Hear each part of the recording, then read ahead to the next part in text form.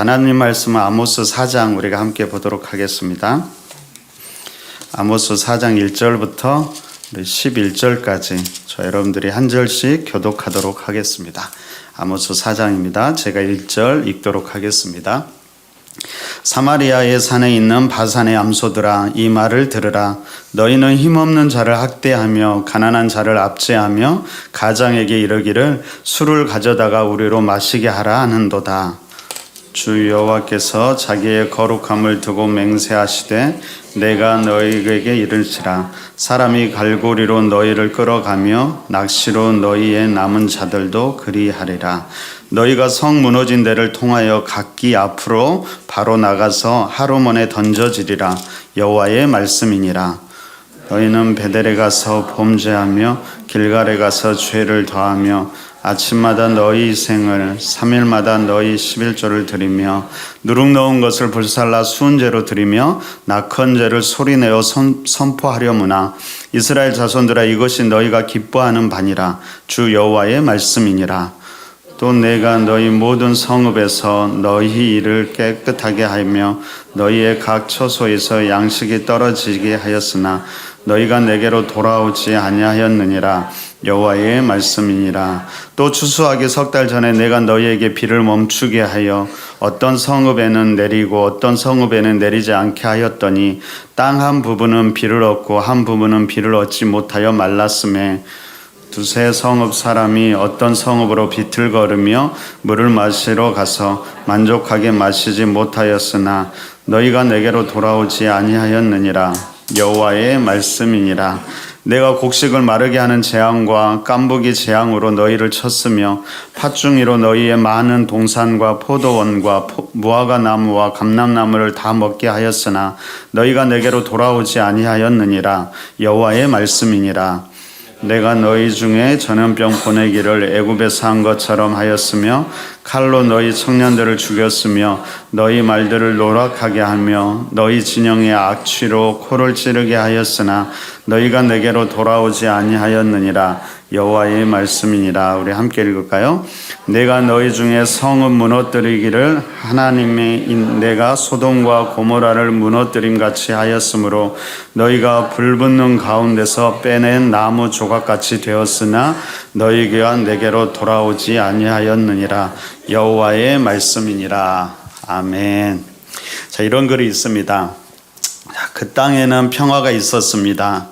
주위의 대적들은 더 이상 위협이 되지 않았고 경제는 고속 발전을 거듭하면서 세계 10위의 경제국이 되었고 더 이상 재정 상태는 문제가 없고 많은 사람들은 풍요로운 삶의 혜택을 누리며 살아갑니다.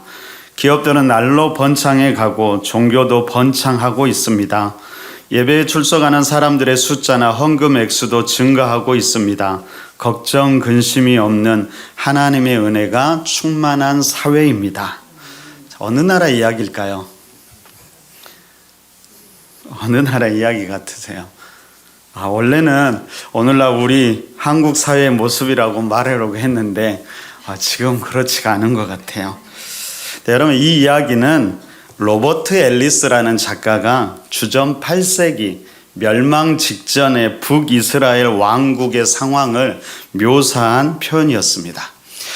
여러분, 당시 북이스라엘은 여로보암 2세의 통치 기간으로 모든 것이 잘 되어가고 있었고요. 하나님의 은혜로 충만한 것처럼 보였죠. 하지만 당시 이 풍요로움 속에서 아모스 선지자는 전혀 다른 메시지를 전합니다. 그것은 바로 이스라엘 왕국이 썩었고 하나님의 심판이 임박했다라는 메시지였죠. 여러분, 오늘 1절을 다시 한번 볼까요? 우리 1절 다시 한번 읽어보도록 하겠습니다. 함께 읽습니다. 자, 시작. 사마리아의 산에 있는 바산의 암소들아, 이 말을 들으라. 너희는 힘없는 자를 학대하며 가난한 자를 압제하며 가장에게 이르기를 술을 가져다가 우리로 마시게 하라 하는도다. 여러분, 선포의 대상이 사마리아의 산에 있는 바산의 암소들이라고 이야기합니다. 바산의 암소들, 누구를 말할까요? 누구를 말하는 것 같으세요? 암소들이니까 우리 여성들만을 이야기하고 있을까요? 물론 그런 면도 있습니다. 사마리아의 지도층의 지도자들, 또 한편으로는 그들의 아내들을 비유적으로 일컫는 말이지요. 여러분, 이 바산은 과거 옥의 땅으로 요단 동편의 비옥한 땅을 소유하고 있었습니다. 여러분, 이곳은 풍성한 목초지와 가축들로 유명했는데 그 결과 이 바산은 경제적으로 매우 풍요로운 지역이었습니다. 그런데도 그들은 거기에 만족하지 않았지요.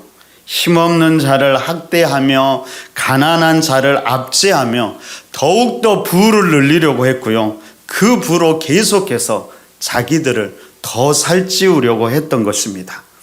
여러분, 욕심이 어느 정도에서 끝난 것이 아니라 계속해서 그 욕심을 갈구하다가 탐욕이 되어 간 것이지요. 여러분, 바산의 암소들은, 만약에 이 바산의 암소들이 지배층의 아내들이라면 아내들이 가정에서 끊임없이 남편들을 이렇게 괴롭히는 거예요.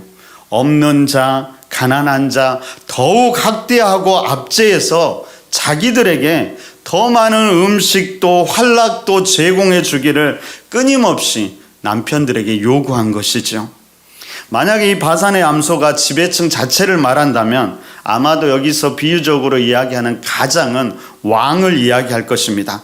그러니까 계속해서 지배층들이 왕을 다그쳐서 궁핍한 자들을 더 쥐어짜도록 간접적으로 힘을 행사하면서 자기들의 욕구를 채워가는 모습이지요.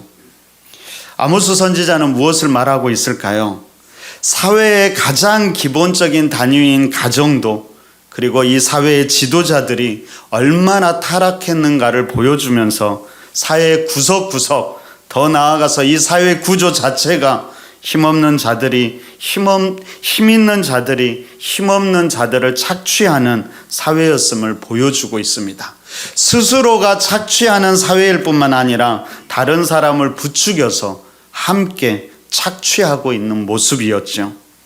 여러분, 심각한 것은 말씀드렸듯이 이 사회가 힘든 사회가 아니라 풍요의 시대였다라는 겁니다. 풍요롭다면 그때라도 나누고 베풀 줄 알아야 되는데 그때에도 만족하지 못하면서 여전히 가난하고 연약한 자들을 더욱 압제하고 핍박하고 있다라는 것이죠. 그럼 이것이 인간의 욕심이고요. 세상의 것으로 자기의 만족을 채우려는 자들의 모습이죠. 마치 우리가 바닷물을 마시면 마실수록 더 갈증이 나는 것처럼 인간의 욕망과 욕심이 끝이 없는 모습이었다라고 당시 아모스 선지자는 북이스라엘 향해서 지적하고 있는 것입니다. 더 심각한 게 뭔지 아세요? 오늘 4절과 5절을 함께 읽어볼까요? 4절과 5절 함께 읽어보겠습니다. 자, 시작.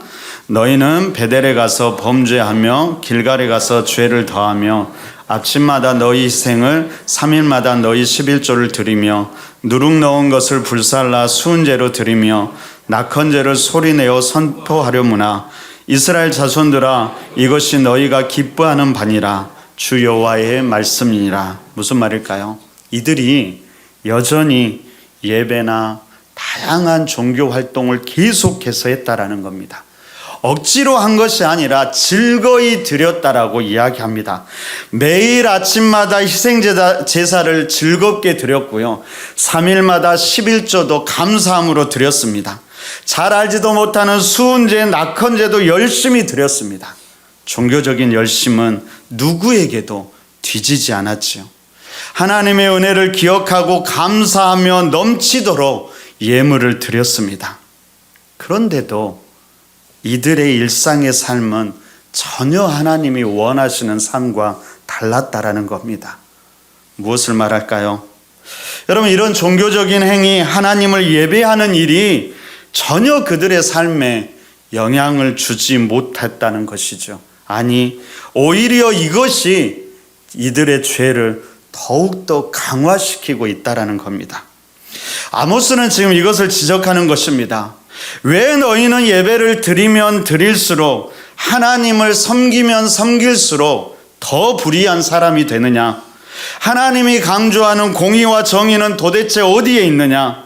너희는 도대체 그렇다면 누구를 섬기고 있는 것이냐? 여러분, 우리는 분명 예배를 통해서 하나님을 경험하고 우리 자신을 하나님이 원하시는 사람으로 변화시키고 그렇게 살아가기를 결단하지요. 그러면서 우리는 하나님이 기대하는 사람이 되고 그러한 삶을 살아가는 것입니다. 근데 여러분, 때로는 이 예배가 우리를 하나님으로부터 더 멀어지게 하고 더 죄악 가운데 살아가도록 우리를 그렇게 조장할 수도 있다라는 사실을 우리가 잊지 말아야 한다는 겁니다. 혹시 옛날 영화인데 혹시 투캅스라는 영화 보신 적 있으십니까? 아시는 분이나 보신 분들은 그래도 좀 나이가 드신 분인 것 같아요. 안성기와 박중훈이 주연을 한 영화인데 저도 언제 이 영화가 개봉했지 생각해 보니까 다시 찾아보니까요, 1993년 12월 8일에 개봉했더라고요. 근데 당시 서울에서만 86만 정도가 봐서 94년도에서는 최대 관객상도 받았다라고 합니다. 93년 생각해 보니까요, 제가 대학에 들어갈 때더라고요. 별로 오래된 것 같지도 않은데 벌써 20년이 됐구나, 그런 생각이 들었습니다. 여러분, 당시 거기에서 안성기는 대표적인 비리 경찰로 나옵니다. 그는 늘 여기저기 다니면서 뇌물도 받고요, 부정도 저지릅니다. 그런데 그는 또 매주일 빼먹지 않고 교회에 가서 예배하고 헌금 드리고 열심히 죄를 고백하고 회개하기도 합니다. 진심을 다해서 간절히 기도하지요. 그리고 나서 자기의 죄가 용서받았다는 확신을 가지고 예배를 나옵니다. 그리고 어떻게 할까요? 죄가 용서받았으니까 가벼운 마음으로 또다시 비리를 저지르고 또 죄를 짓습니다. 그리고 또 교회에 가서 회개하지요. 그리고 또 가벼운 마음으로 다시 일상으로 돌아가서 또다시 죄를 짓고 또다시 비리를 저지릅니다. 여러분, 이 종교적 행위, 예배 행위 자체가 우리를 하나님의 사람으로 변화시키는 것이 아닙니다. 우리가 하나님이 원하시는 뜻대로 우리의 삶을 살아갈 때야 그때 우리는 하나님의 사람, 믿음의 사람이라고 이야기할 수 있는 것이죠. 그렇게 살아가지 못하는 이들에게 하나님은 아모스를 통해서 이렇게 심판의 메시지를 선포합니다. 2절과 3절 우리 함께 보도록 하겠습니다. 함께 봅니다. 자, 시작. 주 여호와께서 자기의 거룩함을 두고 맹세하시되 때가 너희에게 이를지라 사람이 갈고리로 너희를 끌어가며 낚시로 너희의 남은 자들도 그리하리라. 너희가 성 무너진 데를 통하여 각기 앞으로 바로 나가서 하루만에 던져지리라. 여호와의 말씀이니라. 종교적 행위에 열심이었지만 그들의 삶이 변하지 않는 자들에게 아모스가 이런 심판의 메시지를 전하고 있는 것입니다. 여러분, 우리는 어떨까요? 우리의 예배의 모습과 우리의 일상의 모습은 동일할까요? 아니, 적어도 종교적이고 예배적인 이 삶이 우리의 일상에서 하나님을 더 하나님 뜻대로 살아가도록 우리를 그렇게 변화시켜 가고 있을까요? 주일에 예배드리고 이 새벽에 나와서 기도하면서 하나님의 뜻을 묻는 것이 조금이라도 우리의 삶을 더 하나님의 뜻대로 살아가게 만들고 있을까요? 그렇지 못하다면 우리는 왜 그럴까요? 우리도 우리의 예배와 종교적 행위가 단지 우리 마음의 죄짐을 덜어주는 것에서 끝나버리는 것은 아닌지 다시금 돌아보아야 합니다. 얼마나 나는 말씀과 치열하게 싸우고 나의 한계를 인정하면서 기도로 성령님의 도우심을 구하는지를 돌아보아야 합니다. 여러분, 완벽해지라는 것이 아니지요. 아마 아무리 애써도 우리는 끊임없이 갈등하고 또 무너질 것입니다. 중요한 것은 그 싸움을 포기해서는 안 된다라는 것이죠. 그냥 무감각해져서는 안 되고 당연히 여겨서는 안 되는 것입니다. 내 생각과 내 기준이 아니라 말씀이 기준이 되어서 다시 말씀 앞에서 나를 비춰보면서 나의 삶을 끊임없이 점검해야 된다는 것이죠. 현대사회에서 하나님께서 우리에게 말씀하신 방법이 몇 가지가 있습니다. 그 중에서 대표적인 것이 말씀을 통해서 말씀하시고요. 또 다른 방법은 환경을 통해서 말씀하십니다. 여기서 하나님이 우리를 말씀을 통해서 말씀하신다는 것은 크게 두 가지를 이야기합니다. 첫 번째는 기록된 말씀인 성경을 통해서 우리에게 말씀하시고요. 둘째는 선포된 말씀으로 이 예배를 통해서 선포된 말씀을 통해서 우리 하나님께서는 우리에게 이야기하십니다. 하나님께서는 분명히 우리에게 이런 말씀들을 통해서 하나님의 음성을 들려주시지요. 그런데도 우리가 말씀을 듣지 않고 보지 않기에, 그리고 하나님의 음성을 들으려 하지 않기에 그때 사용하시는 것이 환경이라는 방법입니다. 근데 여러분, 우리가 이 환경이라는 것은 우리를 참 하나님의 음성에 민감하게 만드는데요. 대부분의 환경은 좋은 환경보다는 어려운 환경으로 오는 것이 많이 있습니다. 그래서 거기에는 어떻게든 듣게 하려는 하나님의 마음이 있는 것이죠. 여러분, 때때로 삶을 통해서 말씀하시는 하나님의 음성에도 우리는 귀를 기울일 줄 알아야 합니다. 그런데 환경을 통해서만 들으려고 하지 말고요. 말씀드렸듯이 그건 어려운 환경이에요. 그 전에 말씀을 통해서, 기도를 통해서 하나님의 음성을 듣기에 힘써야 하는 것입니다. 오늘 북이스라엘 향해서도 그랬습니다. 아무리 예배를 통해서도 하나님의 말씀을 선포해도 하나님이 말씀을 듣지 않자 하나님은 이들을 어려운 환경 속으로 몰아가지요. 여러분 6절에 보니까요, 이를 깨끗하게 하시고 양식이 떨어지게 하셨다라고 이야기하고요, 7절에서는 추수하기 석 달 전에 비를 멈추게 하셨고요, 8절에 보니까 물을 마셔도 만족하지 못하게 했으며, 9절을 보니까 곡식이 마르게 하는 재앙과 깐부기 재앙, 팥종이 재앙으로 소산물이 다 사라지게 하셨습니다. 10절에 보니까 전염병을 보내기도 하고요, 칼로 청년들을 죽이고 말들을 빼앗아도 가고, 11절에서는 성읍을 소돔과 고모라처럼 무너뜨렸습니다. 기근, 가뭄, 자연재해, 메뚜기 재앙, 전염병, 전쟁, 성읍의 파괴라는 재앙을 내리셨지요.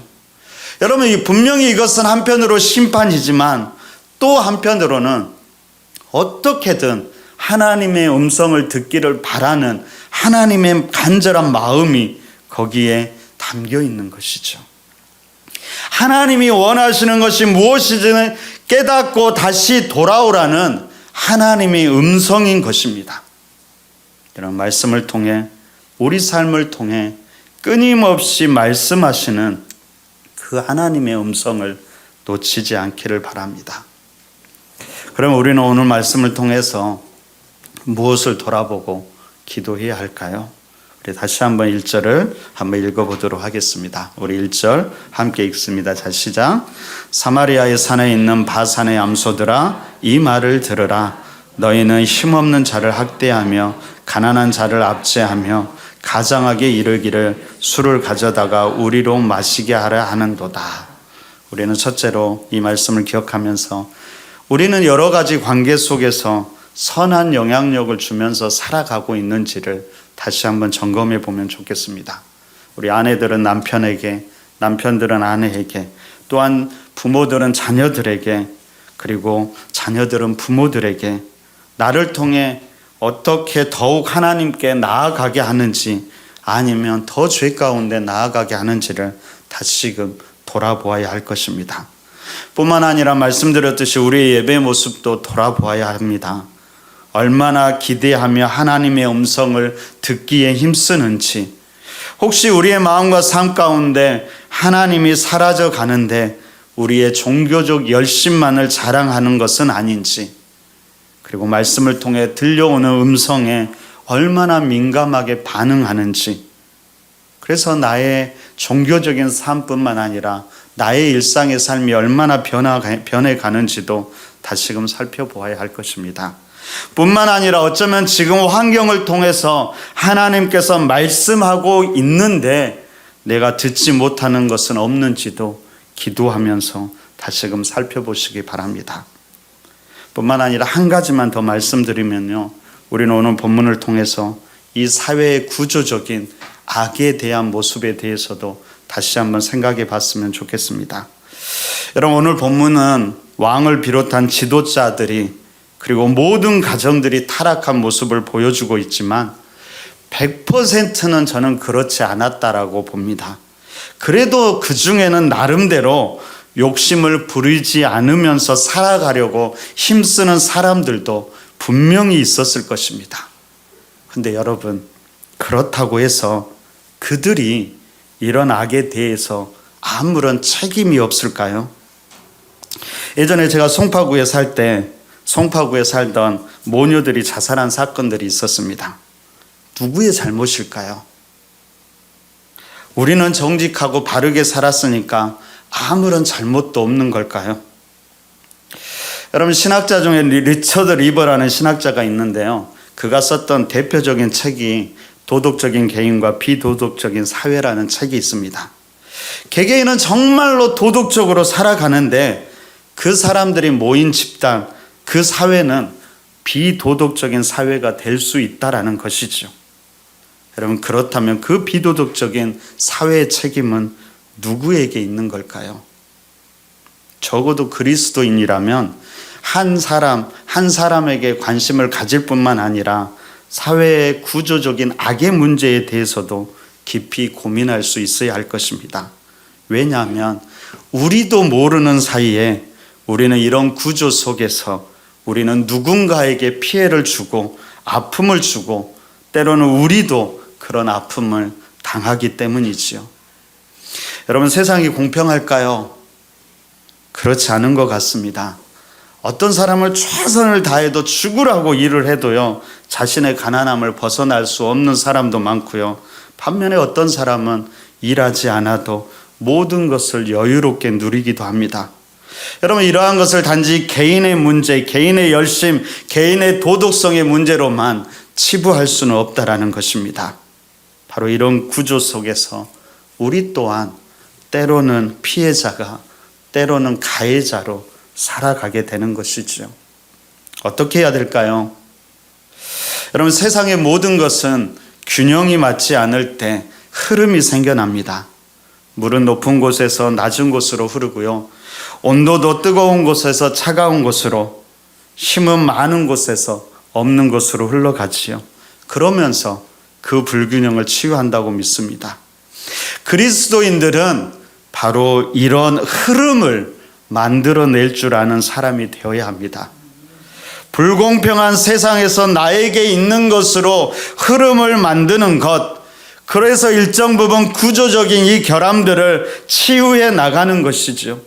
그러면서 더욱 아름답고 생명력이 넘치는 하나님 나라를 만들어 가야 합니다. 우리가 가진 것이 많다면 그것을 가지지 않는 자들과 나누어야 하고요. 우리의 시간이 여유가 있다면 그것을 누군가를 섬기는데 사용해야만 합니다. 더 나아가서 때때로 우리는 이 땅 가운데 정의와 공의가 넘쳐나도록 구조적인 악과 대결해야 할 때도 있다는 사실을 기억해야 할 것입니다. 중요한 것은 단순히 대결로만 치닫는 것이 아니라 흐름을 만들어낼 수 있어야 한다는 것이죠. 오늘 하루, 12월 한 달, 이 흐름을 만들어내는 한 분 한 분이 되시기를 바랍니다.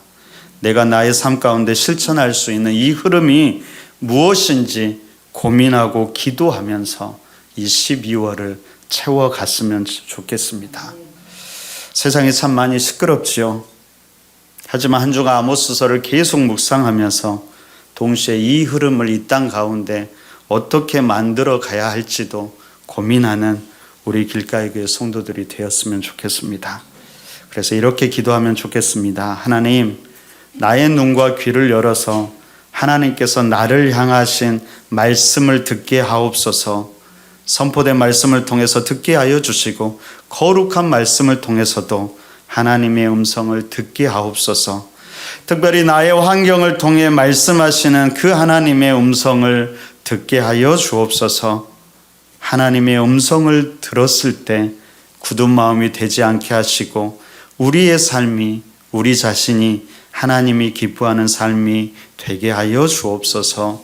우리가 더 의롭고 정의롭게 살아가게 하여 주옵소서. 이 땅의 불공평과 부정직을 우리가 용납하지 않게 하여 주시고 구조적인 악의 문제에도 무관심하지 않게 하소서. 그러면서 악의 문제에도 그 가운데서도 용서와 용납을 위해 기도하고 이 땅의 연약한 자들에게도 긍휼과 사랑의 손길도 멈추지 않게 하소서. 우리가 우리 길가의 교회가 거룩한 흐름을 만들어내는 아름다운 교회와 성도들이 되게 하소서. 그렇게 기도했으면 좋겠습니다.